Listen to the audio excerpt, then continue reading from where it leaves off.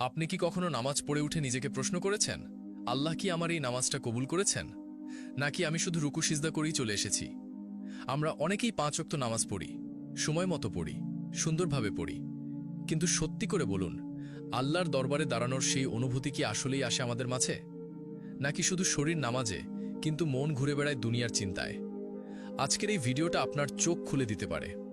এই ভিডিওতে আমি বলবো 5টি স্পষ্ট ও বাস্তব লক্ষণ, যা দেখলে আপনি নিজেই বুঝে যাবেন আপনার নামাজ আল্লাহর দরবারে গ্রহণযোগ্য হচ্ছে কিনা। আর 5 নম্বর লক্ষণটিতে এমন কিছু জানবেন যেটা হয়তো আপনি আগে কখনো শোনেননি। এটা আপনার নামাজ, আপনার আখিরাত, এমনকি আপনার ঈমানকেই বদলে দিতে পারে। তাই প্লিজ ভাই, এই ভিডিওটা একবার হলেও পুরোটা মন দিয়ে দেখুন। আজ নিজেকে যাচাই করার এই সুযোগটা হয়তো আল্লাহই আপনাকে দিচ্ছেন। প্রথম লক্ষণ, নামাজে মনোযোগ নেই। আপনি হয়তো দাঁড়িয়ে গেছেন নামাজে, হাত বেঁধেছেন, কিরাত পড়ছেন, কিন্তু মনটা কোথায়? জানেন কি, নামাজে দাঁড়িয়ে থেকেও কেউ কেউ আল্লাহর সামনে দাঁড়ায় না। তারা দাঁড়ায় বাজারে, অফিসে, ফোনে বা দুশ্চিন্তার ভিড়ে। সূরা ফাতিহা মুখে থাকলেও মনে চলে চিন্তা, কাল টাকার কি হবে, প্রেজেন্টেশন রেডি তো, নেটওয়ার্ক কাজ করছে না। এমন নামাজ কেমন? দেহ আছে কিন্তু আত্মা নেই, মুখ চলছে কিন্তু হৃদয় চুপ। রাসূল সাল্লাল্লাহু আলাইহি ওয়াসাল্লাম বলেছেন, অনেকেই নামাজ পড়ে কিন্তু কারো 1 ভাগ, কারো 2 ভাগ সওয়াব হয়, আবার কেউ কিছুই পায় না।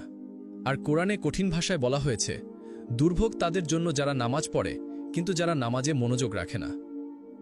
তাহলে কি করব? অনেকেই ভাবে, আমার মনোযোগ তো আসেই না, আমি কি করব? তাদের জন্য বলি, মনোযোগ একদিনে আসে না, অনুশীলনে আসে।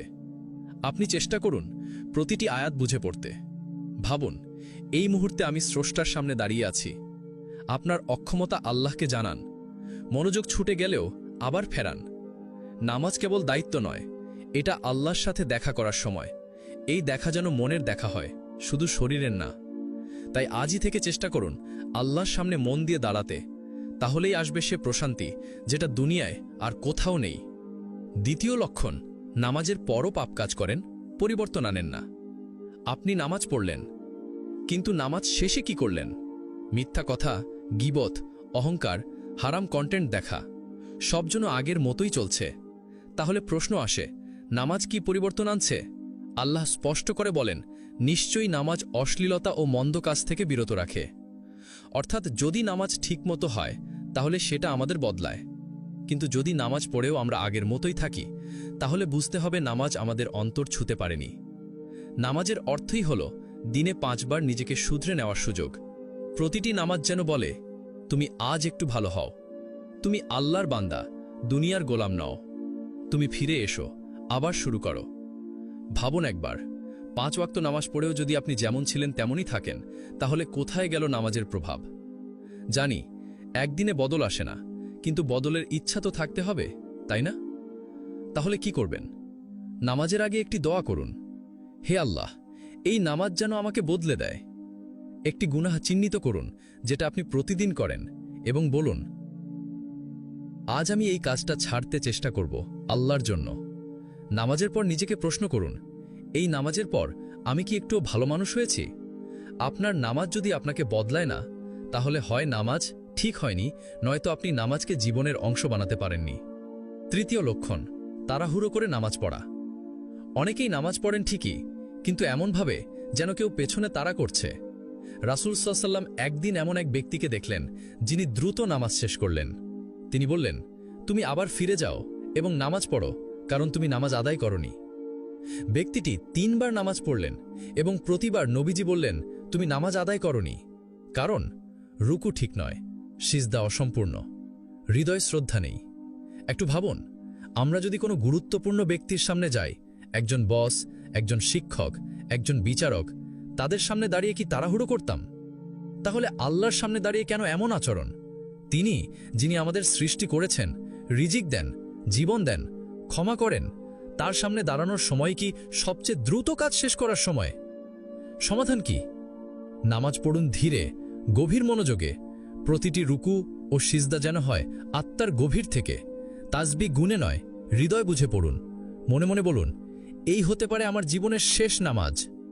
যখন নামাজ পড়বেন, সময় দিন, মন দিন, ভালোবাসা দিন। আল্লাহর সঙ্গে কথা বলার সময় যদি তাড়াহুড়ো করেন তাহলে আপনি নিজেই বঞ্চিত হবেন সেই প্রশান্তি থেকে যা কেবল নামাজেই পাওয়া যায়। চতুর্থ লক্ষণ, সময় মতো নামাজ না পড়া। আল্লাহ দিনে 5 বার আপনাকে ডাকেন যেন আপনি একটু তার সাথে কথা বলেন, কিন্তু আপনি ঘুমের কারণে ফজর চলে যায়, দুপুরে ব্যস্ত, বিকেলে ক্লান্ত, এশা পড়তে পড়তে চোখ লেগে আসে। নামাজ হয়তো পরে পড়েন, কিন্তু সময় মতো আল্লাহর ডাকে সাড়া দেন না। রাসূল সাল্লাল্লাহু আলাইহি ওয়াসাল্লাম বলেন, সবচেয়ে প্রিয় নামাজ আল্লাহর কাছে হলো সময়ের শুরুতে পড়া নামাজ। ভাবুন একবার, আপনার অফিসে বস ডাকলে আপনি কি দেরি করেন? আপনার কোনো প্রিয় মানুষ যদি ফোন করে আপনি কি বলেন, পরে কথা বলবো? আল্লাহ, যিনি আপনার রিজিক দেন, জীবন দেন, ক্ষমা করেন, তার ডাকে আপনি বারবার দেরি করেন। সময় মতো না পড়লে কি হয়? নামাজের গুরুত্ব কমে যায়, আলস্য বেড়ে যায়, ধীরে ধীরে শয়তান সুযোগ নেয়। সমাধান কি? নামাজকে অগ্রাধিকার দিন, অন্য কাজ নয়। নিজেকে বলুন, আল্লাহ আমাকে ডাকছেন, আমি কি শুনব না? যে ব্যক্তি আল্লাহর ডাকে সময় মতো সাড়া দেয়, আল্লাহ তার দোয়ার জবাব ঠিক সময় দেন। পঞ্চম লক্ষণ, নামাজ পড়ে অহংকার করা। অনেকে 5 ওয়াক্ত নামাজ পড়েন, মসজিদে যান, সুন্নত মুস্তাহাব মেনে চলেন এবং তারপর মনে করেন, আমি তো ভালো মুসলিম, আমি তো বাকি সবার চেয়ে ভালো। এটাই সবচেয়ে ভয়ঙ্কর ফাঁদ। নামাজ আমাদের বানায় বিনয়ী, কিন্তু কেউ কেউ হয়ে যান আত্মগর্বিত। এই মনোভাবই হলো সবচেয়ে ক্ষতিকর। আমি নামাজ পড়ি, অথচ সে পড়ে না। আমি তো নিয়মিত মসজিদে যাই, অন্যরা শুধু কথা বলে। আমার টুপি আছে, দাড়ি আছে, আমি তো ঠিক পথে আছি। এই আমি রোগটাই হলো ইবলিসের প্রথম রোগ। সে সেজদা করতে অস্বীকার করেছিল এই অহংকারেই। রাসূল সাল্লাল্লাহু আলাইহি ওয়াসাল্লাম বলেছেন, যার মনে 1 কণার পরিমাণ অহংকার আছে সে জান্নাতে প্রবেশ করবে না। আপনি যদি নামাজ পড়ে নিজেকে বড় ভাবেন, তাহলে সেই নামাজ আপনার অহংকারের খোরাক হয়ে দাঁড়ায়। চিন্তা করুন, নামাজ হলো আল্লাহর সামনে মাথা নত করা, সেজদা হলো নিজের সব অহংকার মাটিতে মিশিয়ে দেওয়া। কিন্তু আপনি যদি সেই সেজদা করে উঠে বলেন, আমি তো অন্যদের চেয়ে ভালো, তাহলে সেই নামাজের ফল কি? সমাধান কি? নিজের আমলকে ছোট ভাবুন, আল্লাহর দয়ার ওপর ভরসা রাখুন। আমল কবুল হবে কিনা, এটাই বড় প্রশ্ন। নামাজ পড়ে কাঁদুন, গর্ব না। নামাজ আমাদের বদলাতে আসে, অহংকার বাড়াতে নয়। যে সত্যি নামাজ বুঝে পড়ে সে জানে, আমি কিছুই না, আমি সবকিছুর জন্য আল্লাহর মুখাপেক্ষী। তাই নামাজ পড়ে যদি মনে হয় আমি সেরা, তবে বুঝে নিন আপনার হৃদয় এখনও রোগ আছে। আজই দোয়া করুন, হে আল্লাহ, আমাকে নামাজি বানান, কিন্তু অহংকারী না। ভাই ও বোনেরা, এই 5টি লক্ষণ আমাদের ভয় দেখানোর জন্য না, বরং নিজের নামাজকে যাচাই করার একটি আয়না। তাই আসুন, নামাজ পড়ি ভালোবাসা দিয়ে, বিনয় নিয়ে, মনোযোগ দিয়ে, আর আল্লাহর সামনে ভাঙা হৃদয় নিয়ে। কমেন্টে লিখুন, আল্লাহ আমার নামাজ কবুল করুন এবং হৃদয়কে নামাজি বানিয়ে দিন। ভিডিওটি শেয়ার করুন যাতে অন্যরাও সচেতন হতে পারে আর আমরা সবাই মিলে আল্লাহর কাছে ফিরে যেতে পারি। আল্লাহ আমাদের সবার নামাজ কবুল করুন। আমিন।